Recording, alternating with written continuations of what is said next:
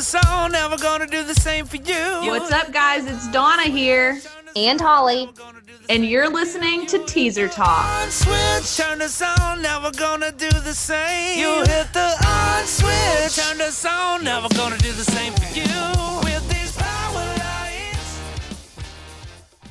Happy Teaser Talk Tuesday. It is Holly here on this Christmas Eve. I hope you guys are having an awesome holiday, but you know us, within Teaser Talk, we like to do things a little weird, so we have something special in store with you today. I'm going to be going over all the weird Christmas legends, traditions, and things like that are celebrating around the world. So let's get into these weird traditions. Okay, so first up we have Krampus. So kids, of course, are well acquainted with Father Christmas, Santa Claus, Saint Nick, whatever you want to call it. And, people who celebrate those are actually lucky that they don't live in Austria, where a ghoulish creature known as Krampus, the evil accomplice of St. Nicholas, is said to wander the streets in search of badly behaved children. During the month of December, you can expect to see terrifying masked figures out and all about scaring kids and adults alike with these ghastly pranks. So I guess Santa kind of serves as the carrot and Krampus is the stick. So he's the evil demon anti-Santa, maybe his evil twin. Not sure where it, with everything started, but on December 5th, the eve of St. Nicholas Day in Austria and other parts of Europe, people dress up as Krampus and roam the streets looking for someone to beat with a stick. It's also a night for drinking, so I'm sure the beatings get pretty interesting pretty quick. Next up is the Yule Cat in Iceland. So one of the weirdest festive traditions that we came across was from Iceland, where it's super random, but a giant cat is said to roam the snowy countryside at Christmas time. Traditionally, farmers would use this Yule Cat as an incentive for their workers. Those who worked hard, they would receive a new set of clothes. But those who wouldn't receive the new set of clothes would be devoured by a gigantic cat-like beast. So today it is customary in Iceland for everyone to go out and get new clothing for Christmas to avoid this tragic destination that you would get if you didn't. So I guess you wouldn't get eaten by a big cat. Kind of random. I want to know who decided, if you don't get new clothes, you're going to get devoured by a giant cat. It's just a little crazy. So next up, I know my co-host Donna would love this one. A cobweb Christmas in Ukraine. So Ukraine's strangest festive tradition is not one for people who are scared of spiders like myself. They would have, let's see here, usually, when you think of Christmas decorations, you think of tinsel, you think of Christmas trees, Christmas bulbs, all that fun stuff. However, the Ukrainians have a little bit of an unorthodox decoration that they use. It's to mimic the natural formation of a spider's web with the shimmering of dew. So the tradition goes back to a folk tale about a poor widow who could not afford to decorate her Christmas tree for her children. The legend has it that the spiders in the house took pity upon the family and spun a beautiful webs all over the Christmas tree, which the children awoke to find out on Christmas morning. So spider webs are actually considered very lucky in Ukrainian culture, so I guess that makes sense.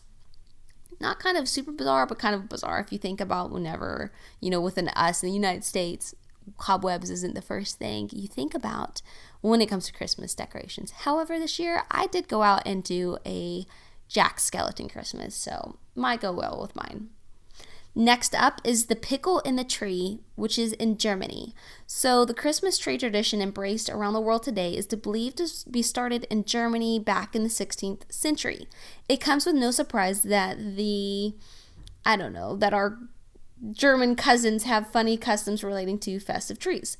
One of these is to hide a pickle somewhere within the branches of the tree and give it as a gift to the child in the household that finds it. So some claim that tradition may not be German after all. One legend says that the Christmas pickle started in Spain when 2 young boys were held as prisoners inside of a pickle barrel, and then St. Nicholas rescued the boys and brought them back to life.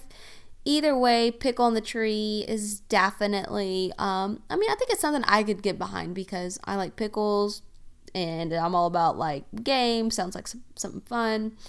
Little unorthodox, but kind of cool. Okay, next is, I'm not sure if I can get along with this next one. So this is going to be festive sauna, and it's going to be in Finland, and it looks like many homes in Finland come equipped with their own sauna. And at Christmas time, this is the cozy spot, becomes sacred space associated with long dead ancestors. On Christmas Eve, it's customary to strip butt naked and take a long, respectful stint into the sauna, which is to believed to be home of the legendary sauna elf. After the sauna session, Finns head out to an evening of celebrations while spirits of those ancestors take their place.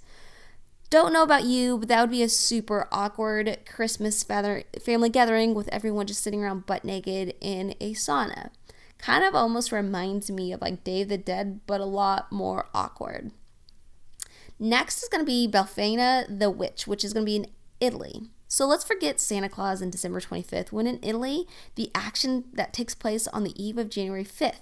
This is according to folklore or old folktale. An old woman named Befana visits all the children of Italy to fill their stockings with candy and leave them presents if they've been good. Just like Father Christmas, she enters the chimney and leaves treats for children that live there. Typically, wine and local delicacies. So I would be all about some witch flying in and dumping some wine and some sweets in my stocking. I'm not gonna lie. It sounds a lot cooler than than Santa Claus. Okay, next up is fried caterpillars in South Africa. So when we think of Christmas food, I don't know about you guys, but I always think of like a ham, maybe a turkey, some pie, some cranberry, maybe some apple cider, some nice, warm, home-cooked meals. However, in South Africa, it's the creepy crawlies that local children look forward to. Fried caterpillars on Christmas may seem one of the weirdest traditions, especially when it comes to meals around the world, but these caterpillars aren't just the run-of-the-mill variety you find in the garden. Pine tree emperor moth or Christmas caterpillar is covered in very festive hues. So it's going to be, I guess, like a good luck thing for them to eat fried caterpillars. I'm not sure, but I'm out if that's the case. Just like black eyed peas, I am way out. Next one is pretty cool too. This is going to be Norway. They celebrate flying witches. So some Norwegian, legend has it that Christmas Eve is the day when mischievous spirits and witches take to the skies for mischief and just to be, I guess, pranksters. As witches often use brooms as their preferred mode of transportation, the tradition is that Norwegian families hide any cleaning supplies attached with sticks so that witches won't be able to find them and wreak havoc within their household and their town. A little spooky, and that's something I could definitely get behind. Okay, you guys, this next one, I'm not gonna lie, it's super random, and I've really tried to wrap my head around it. Maybe you guys can just, help me out with this one. But this is going to be the poop log. And yeah, it's an interesting one to say the least. So in Catalonia, Spain, they have one of probably the weirdest traditions, I don't say weird, but maybe random, that they celebrate on this list. So meet Tio de Nadal, and I'm sure I'm butchering that with my awesome Oklahoma accent. The Christmas log. Tio de Nadal is made from a hollow log with stick legs, a smile, and a red hat. Every evening between December 8th and Christmas Eve, children feed the log with small treats and water, and they leave him a blanket to keep warm. On Christmas Eve, this is where things get a little bit weird.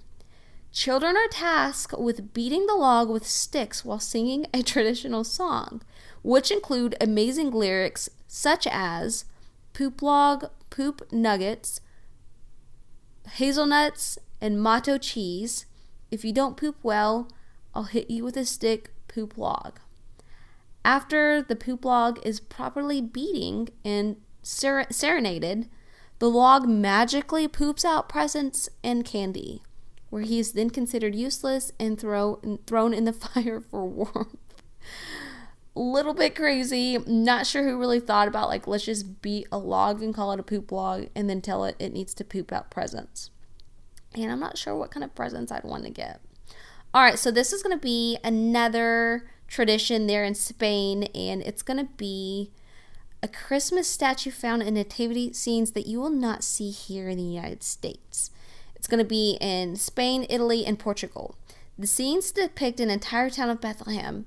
So the cagane, which you think of it as like caca, is like, crap or stool in languages. So it is literally a man defecating in the corner of the nativity scene. So it's like you have baby Jesus, you have Mary, you have Joseph, and then you have some random guy taking a dump in the corner. Super gross, super weird. But usually with these, they have them as like public figures or celebrities. So like, they'll have like Donald Trump, they'll have George W. Bush, they've even had like David Beckham. If you Google them, like all the celebrities, they have them. I'm not exactly sure, but it's super crazy. Usually tucked away in the corner, far from Mary and Joseph, so that's kind of nice. Obviously, this guy needs privacy because he is defecating. There are quite a few explanations for this custom, but none have been confirmed as the original source. They've been used for at least a couple of 100 years, and like I just said, you can buy the ones that resemble modern day celebrities. And I think this is going to be one that I'll skip because that stuff just grosses me out. They can keep their extra guy in the corner because, that's just random and gross. Okay, so this next one is pretty morbid in my opinion. So this is going to be Zwarte Piet, or Black Peter, and he is Santa's helper in the Netherlands. He arrives on the eve of St. Nicholas Day in a steamship with his slave, which is a little bad. I mean, a lot bad. What the heck, Santa? You got slaves? So Santa's slave, I guess, is Zwarte Piet. And he is portrayed as He's portrayed in public possessions in several cities. Since about 1850, children who don't behave during the year were told that Black Peter would be coming to take them back to Spain, where Sinterklaas lives. The very racist aspects of this custom have been downplayed in recent decades. The tale of Black Peter now describes him as a chimney sweep instead of a slave, which explains the blackface. But charges of racism still follow Black Peter, as he's often portrayed with an afro and exaggerated features. Come on, Netherlands. I'm going to skip this tradition. That's just wrong in so many ways. Okay, this next one is going to be for us here in the United States. So those who want to partake in this, you guys are going to have to be going to New York City. This is SantaCon. In this event taking place annually in New York City, it's certainly not your average holiday tradition. But if you are looking for a place to dress up and unwind for a day, maybe it's for you. It's literally a convention of people who want to dress up like Santa and hang out. It's not an event actually for kids. It's a place for adults to get into the holiday spirit, dress up, and have a good time. There's no drinking allowed, and the dress code of red is encouraged. So, no thank you. I'm out on that, just from reading that. The convention's guidelines include things like address your fellow Santa as Santa, and tell you not to dress as an elf, as they are not treated well at this event. So just don't be going in as an elf, and you guys should be fine. It's kind of like furry convention, but a Santa convention? I don't know, but I'm out. Okay, next. Again, we are familiar with this one here in the US, but it's mistletoe. If you guys really think about it, growing up, it's like normal. for us to see mistletoe everywhere. But if you really think about it, it's so random to think about a plant hanging in your house and forcing you to awkwardly kiss people. In this strange holiday tradition, it has its roots in Norse mythology as the goddess Frigg blessings mistletoe and promising everyone who passed underneath it would receive a kiss.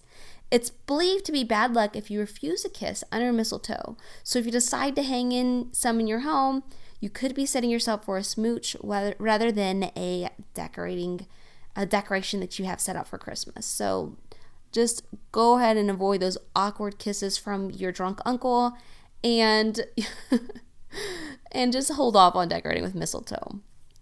All right, so this next one and last one, you guys, I could definitely get behind. And let me tell you this, because it's super intriguing and super rad. Kind of reminds me of Purge, but no one dies, maybe. Okay, so this one is going to be Turkanakawi, which means to hit each other. It's an annual established practice of fighting for fellow community members held on the 25th of December by the inhabitants near Cusco, Peru. This practice started in the capital there and is now kind of spread out in other villages and cities. It's prominent, the prominent ones being from Cusco and Lima. This is a festival that also consists of like dancing, and the individuals fight each other to settle like old conflicts or whatever. So if you have beef with someone, December 25th is the day for you guys just to go out and just deck each other and have it out. I guess with no strings attached, you don't get in trouble for assault. You just go out and have a good old beat down with each other. So again, that's something I could probably definitely get behind. And that wraps up our Christmas Eve special edition podcast episode of Teaser Talk.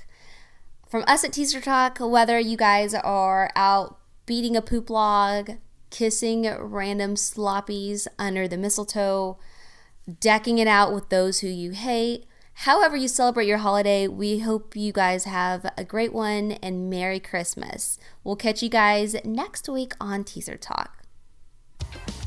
We hope you enjoyed this episode of Teaser Talk. We look forward to seeing you next Teaser Talk Tuesday. Be sure to subscribe so you don't miss it. Make sure to follow us on Instagram and Facebook at Teaser Talk. This way we can keep up with you guys until the next episode.